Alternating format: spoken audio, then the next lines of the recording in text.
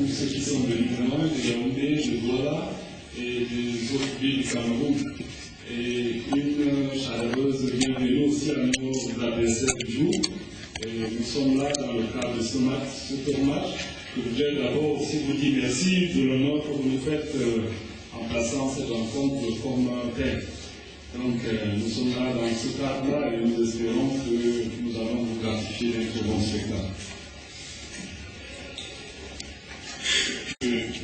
Depuis d'être à la tête des lettres, ça fait 2 matchs, une défaite, un match nul. Et cette semaine, directement la Ligue a mis d'autres matchs au niveau de la Ligue 2. Et la malchance ou la chance, c'est que ça commence avec les gars à domicile. C'est une pression énorme pour vous? Non, parce que c'est pas donné à tout le monde de vivre cette expérience-là, de vivre ce genre d'événement. Donc c'est un honneur pour nous d'être programmés dans ce derby comme top match. Nous savons ce que cela représente pour le public, pour les supporters de la vie des gens, ce que c'est ce derby et Aigle contre la Seine.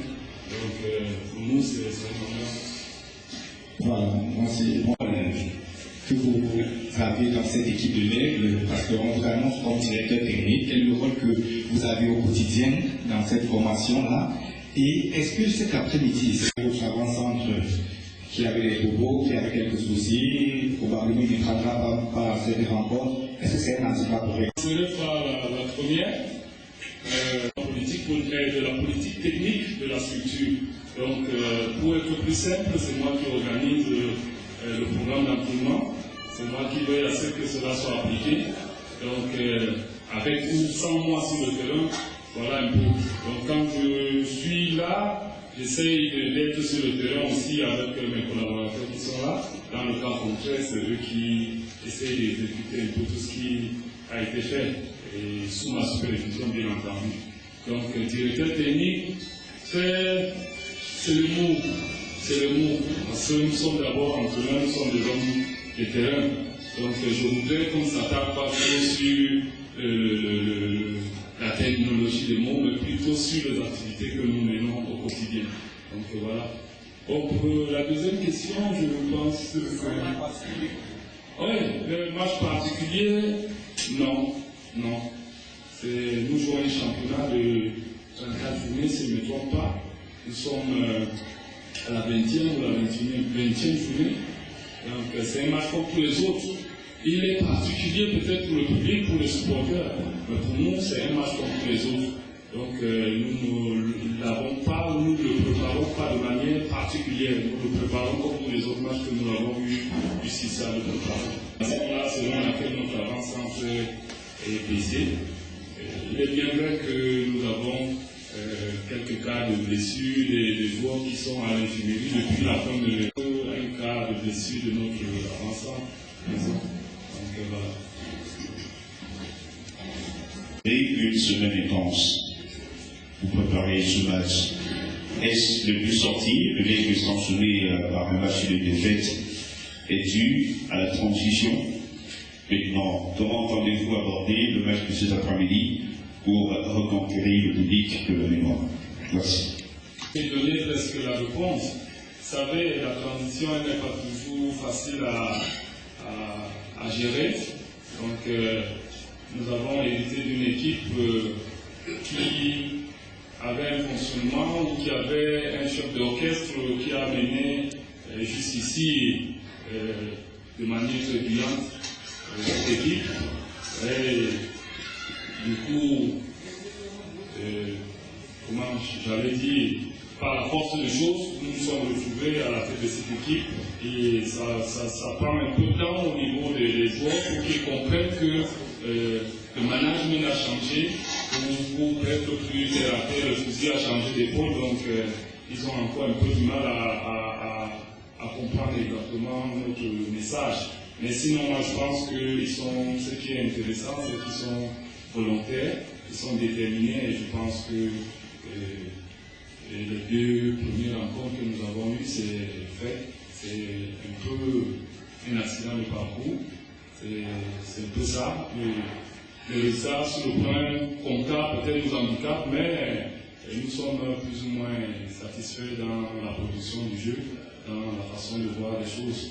Donc voilà, c'est un moment de transition que nous voudrons très vite et que cela soit la plus courte possible. Voilà. Du coach et du capitaine. Pour avoir suivi l'œuvre durant toute cette semaine, la question que je vais poser au coach est la suivante. Dans les interviews que nous avons réalisées, votre collègue donc, nous a fait comprendre que le vrai défi de l'aigle, ce ne sont pas les leaders, c'est le groupe. Je voudrais savoir, est-ce qu'au niveau du groupe, vous avez déjà la maîtrise de cette équipe? Parce que si vous clamez au effort que le vrai défi de l'aigle, c'est le groupe, au niveau du capitaine, nous a fait comprendre que ce n'était pas au niveau du top match, mais c'était au niveau du mental. Est-ce que le mental est déjà au beau fixe pour aborder la rencontre de cet après-midi? Parce qu'une pression est déjà fixée, c'est comme top match. Pas qu'on dise il faut se surpasser. Comment est-ce qu'on aborde donc cette rencontre cet après-midi? Merci. Vous dites que le problème ne se situe pas au niveau du groupe, c'est beaucoup plus au niveau du mental. C'est un peu, ça rejoint un peu la préoccupation de votre collègue prédécesseur, c'est-à-dire la transition, le changement dans toute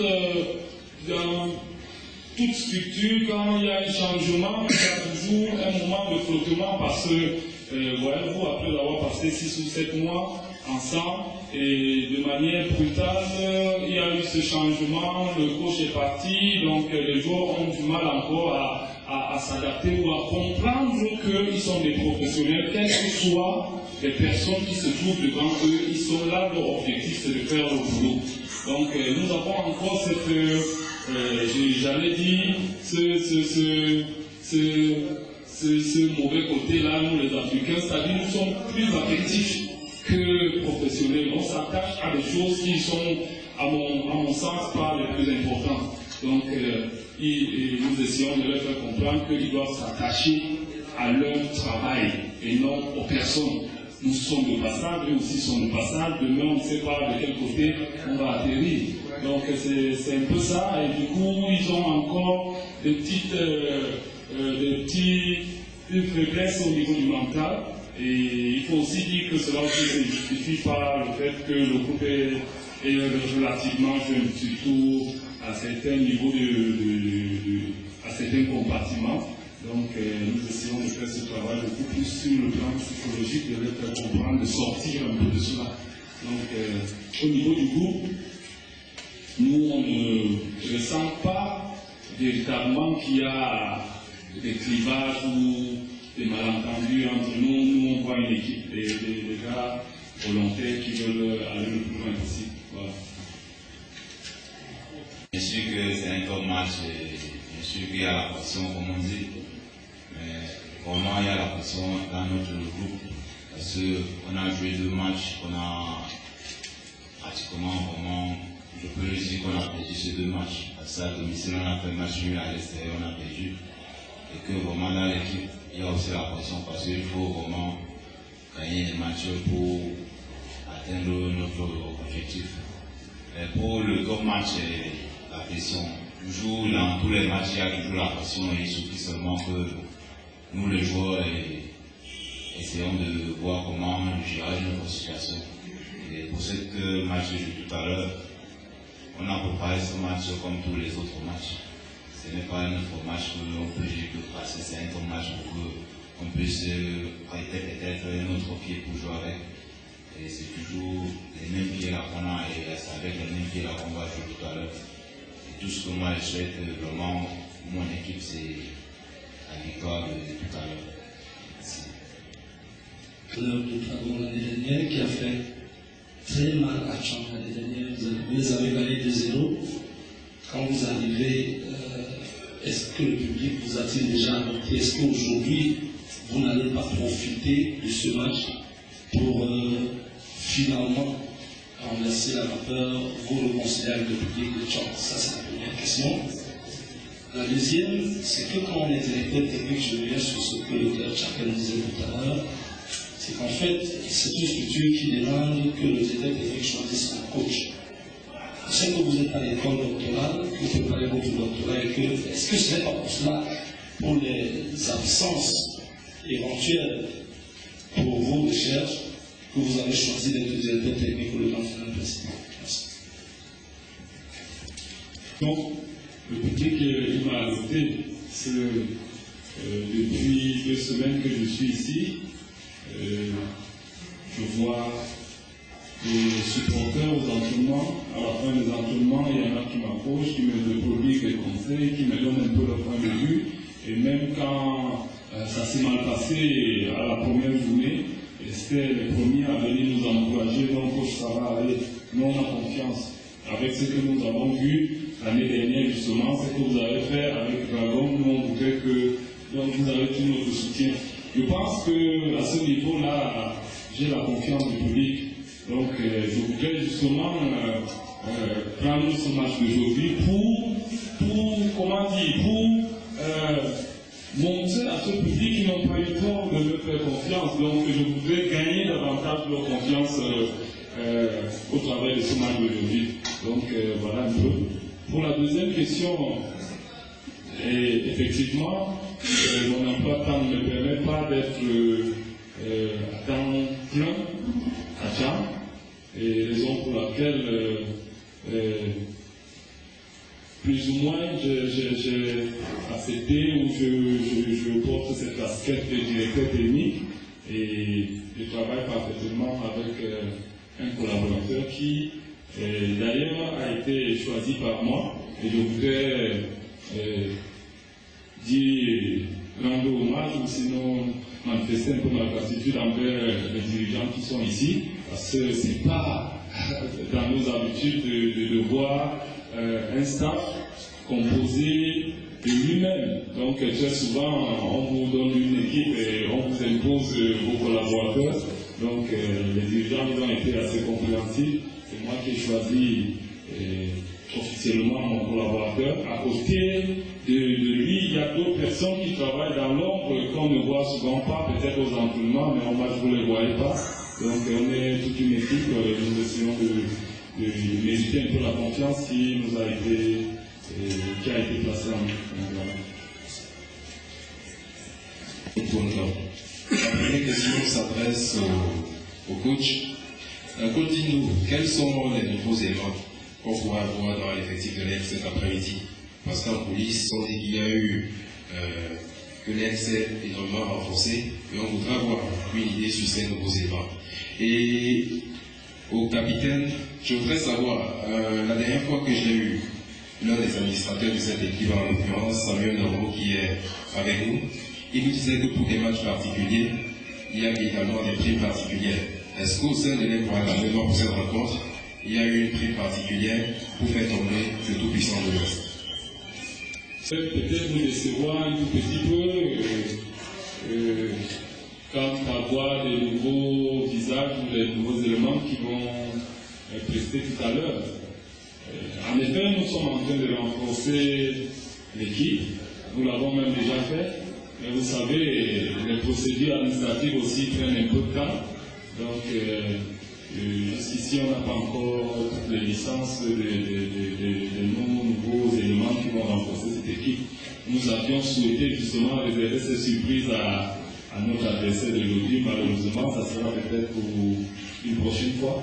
Mais sinon, on pourrait découvrir peut-être pas 2, 3, 4, mais un nouveau joueur qui n'a pas fait toute la phase aller. Donc voilà un peu. Effectivement, nous, on joue d'abord notre match et c'est à la fin qu'on va voir ce que les dirigeants peuvent nous donner. Pour le moment, nous, on pense que c'est seulement à notre jeu tout à l'heure. Je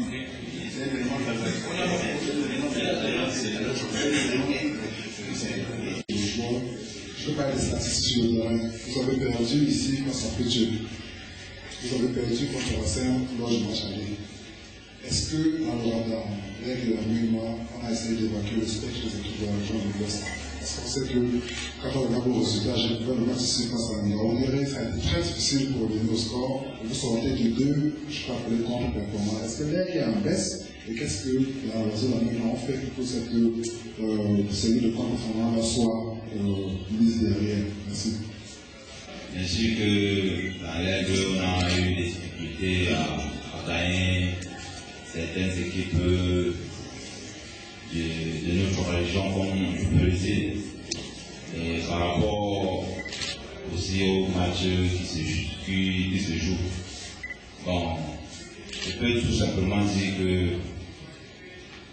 les équipes qui sont de notre région savent comment nous jouons et ont aussi le même style de jeu que nous mentionnons. Bon, pour l'équipe de Gambéré, à cette différence, qu'ils ont aussi le même climat que nous. Donc quand les filles viennent ici, ils jouent aussi comme ils sont ceux eux. Donc c'est par rapport à ça que à chaque fois qu'on joue les matchs comme ça, on a un peu de difficulté parce que c'est une même, je peux dire que c'est une même famille. Donc on a les mêmes styles de jeu et c'est ça qui nous crée certaines situations par rapport à certains matchs. Merci. Merci, bonjour à tous.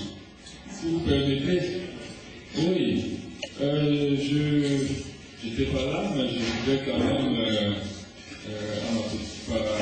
avec ma petite expérience, contribuer aussi à cette réponse-là pour dire que, comme il a dit, hein, c'est la même région. Normalement, c'est les mêmes joueurs qui ont joué cette saison à Aigle, demain ils se retrouvent à Bafsan ou à Bandou, et ainsi de suite. Donc, c'est pratiquement la même façon de faire, donc ils se maîtrisent un peu. Donc, voilà. Mais sinon, je voudrais aussi ajouter qu'il y a cette pression que les joueurs se mettent parce qu'ils jouent devant le public. Ils voudraient cette pression, la peur de mal faire, qui, à un certain moment, peut jouer contre eux. Mais pour terminer, c'est les statistiques, oui, c'est vrai. Mais je voudrais vous répondre comme De Gaulle disait en son temps que les statistiques sont comme des mini-jeux.